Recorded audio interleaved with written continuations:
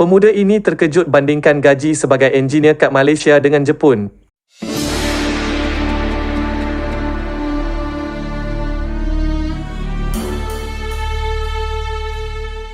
Pekerja di Malaysia undervalued. Baru-baru ni Abang Sabu sengaja cari kerja di Malaysia.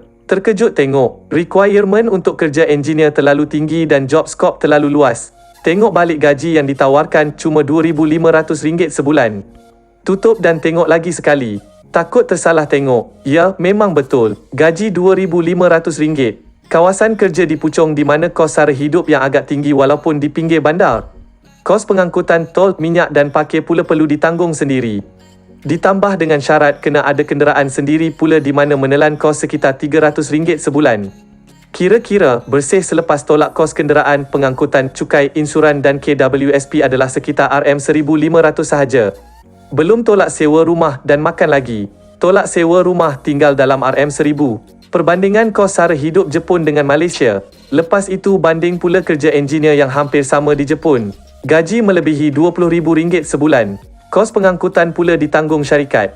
Gaji bersih yang boleh dikumpul adalah sekitar RM18,000 hingga RM19,000 sebulan lepas tolak cukai, insuran dan KWSP. Sewa rumah sekitar RM2,000 hingga RM3,000. Bersih selepas tolak sewa rumah, cukai, insurans, KWSP, kos pengangkutan adalah sekitar RM15,000 hingga RM17,000 sebulan. Skop kerja lebih kecil, gaji jauh lebih besar. Adakah gaji di Malaysia terlalu rendah atau Jepun yang tinggi?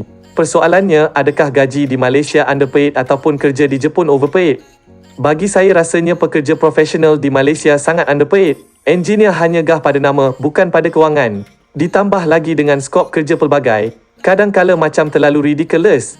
Gaji ditawarkan rendah tapi expectation tinggi. Terlalu ramai rakan-rakan saya yang belajar di Jepun bersama saya yang pulang ke Malaysia terpaksa tukar bidang. Lari keluar daripada bidang engineer, menjadi punca engineer graduan Jepun lari bidang pekerjaan. Setakat yang saya tahu, gaji paling tinggi engineer grad Jepun boleh dapat sekitar RM3,500.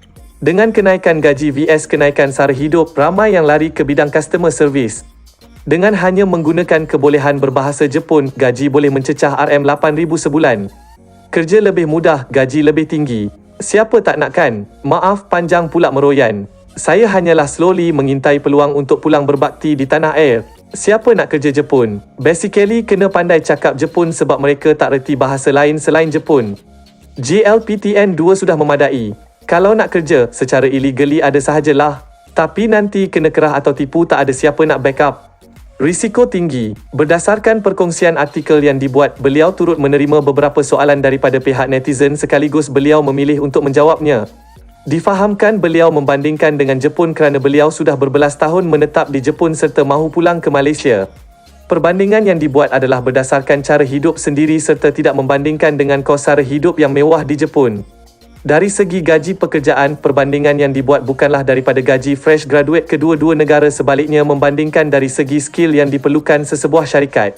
Selain itu, beliau juga turut menyatakan meskipun terdapat sedikit perbezaan dari segi job scope, namun perbandingan kasar yang dibuat adalah masih dalam bidang engineering. Sebelum itu, jutaan terima kasih saya ucapkan kerana sudi subscribe channel saya. Syukran jazilan.